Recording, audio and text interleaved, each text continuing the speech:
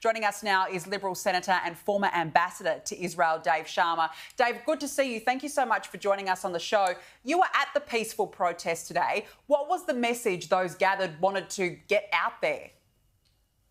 Well, the message they wanted to convey was they're all loyal and faithful Australians, but they think the government has let them down. It's failed to control anti-Semitism. It's failed to recognise it as a problem. It's failed to take steps to address it.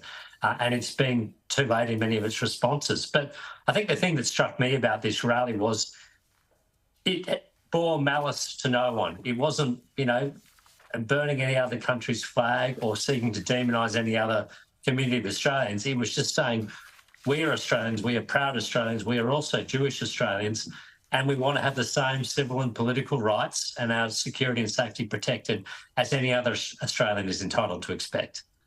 Yeah, I must say, Senator, I've been to pro-Palestinian rallies and I've also been to gatherings of the Jewish community, and the difference is chalk and cheese, day and night, and obvious to any fair-minded person. Last week, while visiting Sydney's Holocaust Museum, the Prime Minister claimed he knew nothing about a UN vote later that night where his government would betray Jews by insisting on the immediate ceasefire with Hamas, even before Jewish hostages have been released. Here's the exchange. Are you ruling out a change of position at tomorrow's UN vote? I'm not sure what tomorrow's UN vote is.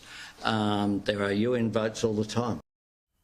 Now, there's only two options here. Either Anthony Albanese is the most duplicitous leader of this country in a long time, or he really didn't know about the vote, in which case he's the most incompetent. I know what I think.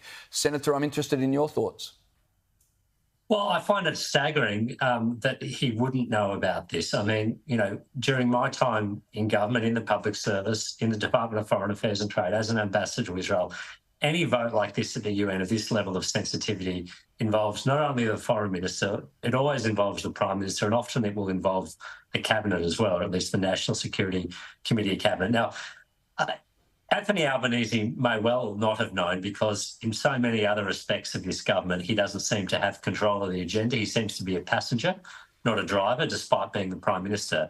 And under his watch, Penny Wong has overturned decades of bipartisanship, shredded our bilateral relationship with Israel, overturned a close relationship with the United States at the UN on this issue. I think it seems to me that he's just hapless when it comes to these issues. He doesn't know what's going on. He's not well briefed. He lets his ministers run off and do things, and then he's surprised when it all blows up in his face and he gets a reaction about it. Yeah, he's either never there or doesn't care, and I suspect it's a bit of both at this point, Dave Sharma. Look, let's move on, because the Treasurer, Jim Chalmers, has labelled the coalition's nuclear plan and costings as economic insanity. Here he was on Sky News this morning. So this will be one of the choices that people face when they go into the ballot box next year, between Labor's plan for a future powered by renewables and firmed by gas, relying on storage and hydro, versus this economic insanity and slapstick comedy with serious consequences for upward pressure on bills, which has been presented by Peter Dutton and Angus Taylor. Dave Sharma, clearly Labor is unwilling to have a mature debate about energy policy in this country. But why do you think Labor is so scared to even have the conversation about nuclear, which is, of course, powering major countries around the world? Why not here in Australia?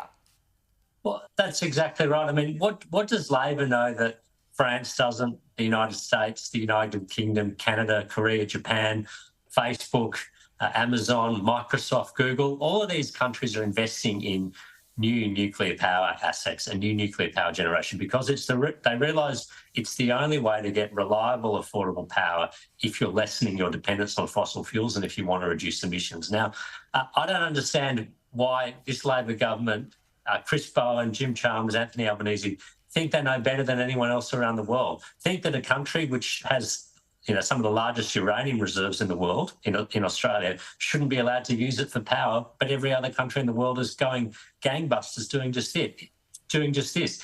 It speaks to their deep ideological aversion, which dates back several decades, to anything with the word nuclear in it. But as Peter Dutton has pointed out many times, we are buying nuclear-powered submarines. We have a nuclear reactor at Lucas Heights for medical research purposes. There is no reason we should not have clean, zero emissions nuclear power in the Australian electricity grid.